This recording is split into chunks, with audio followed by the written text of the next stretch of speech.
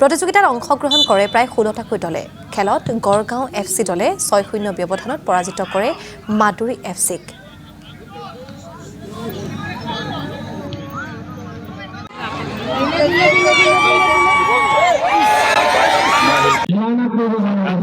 আমি শ্ৰদ্ধা জনাই কেন্দুগুৰি ফুটবল ক্লাবে আজি 14/12/2025 তাৰিখৰ পৰা দিবানক্ষ ক্ৰিকেট ফুটবল খেল প্ৰতিযোগিতা আয়োজন কৰিছোঁ।